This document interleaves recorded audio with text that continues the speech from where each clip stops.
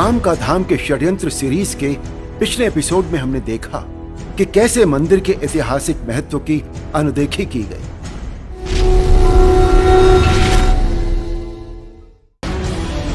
आज हम देखेंगे कि कैसे राम मंदिर से जुड़े सबूतों और इतिहास को मिटाया, यहां तक कि वोट बैंक की लालच में श्री राम के अस्तित्व पर ही सवाल खड़े कर दिए गए। आज अयोध्या में भगवान श्री राम का मंदिर भारत की शाश्वत संस्कृति और कभी भी हार न मानने की संकल्प शक्ति का सबसे बड़ा प्रतीक है। लेकिन इस संघर्ष में कदम कदम पर श्री राम के और मंदिर के ऐतिहासिक साक्ष्यों के खिलाफ षड्यंत्र किए गए। विपक्षी नेता और वामपंथी इतिहासकारों पर राम नाम की नफरत इतनी हावी रही कि उन्होंने राम मंदिर के साक्ष्य को ही सिरे से नकारने की कई बार नाकाम कोशिशें की।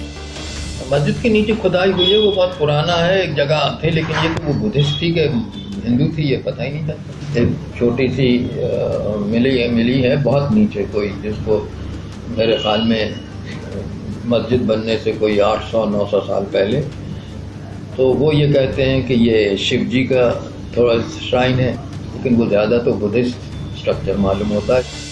इरफान हबीब और रोमिला थापर जैसे इतिहासकारों ने एक झूठा बौद्धिक विमर्श खड़ा किया। So let me try and explain this argument. Mention is made of something called the Ram Katha, but a text of this is not available to us from the very early period. तो वहीं इतिहासकार RS. Sharma ने तो ये तक कह डाला कि विश्वास से राम मिलेंगे, इतिहास से नहीं। डी.एन. झा जैसे इतिहासकारों द्वारा स्कंद पुराण और वाल्मीकि रामायण तक पर सवाल खड़े किए गए।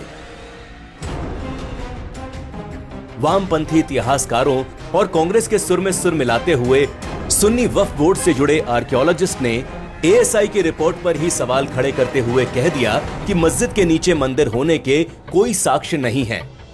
रोज ऐसे ही नए नए फर्जी दावों के दम पर कोर्ट में यह मामला लंबा खींचा गया। कांग्रेस ने तो एक और कदम आगे बढ़ाते हुए राम सेतु मामले में कोर्ट में हलफनामा दायर करके भगवान राम को ही काल्पनिक पात्र बता दिया। ये विडंबना ही कही जा सकती है कि जहां एक तरफ कांग्रेस और वामपंथी इतिहासकार भगवान राम के अस्तित्व पर ही संदेह खड़ा कर रहे थे, वहीं दूसरी तरफ मध्यकालीन विदेशी यात्री जोसेफ टेफेंथैलर, एम मार्टिन और विलियम फिंच के ऐतिहासिक यात्रा विवरण ही कोर्ट के फैसले का आधार बने। इन विदेशी यात्रियों ने यात्रा संस्मरणों में भगवान राम और उनसे जुड़े पवित्र स्थानों का व्यापक उल्लेख किया था। 2019 में सुप्रीम कोर्ट ने आर्कियोलॉजिकल सर्वे ऑफ इंडिया की रिपोर्ट का हवाला देते हुए कहा कि बाबरी मस्जिद का निर्माण किसी खाली जगह पर नहीं किया गया था। विवादित जमीन के नीचे एक और ढांचा था और यह इस्लामिक ढांचा नहीं था। सुप्रीम कोर्ट ने यह भी कहा कि पुरातत्व विभाग की खोज को नजरअंदाज नहीं किया जा सकता।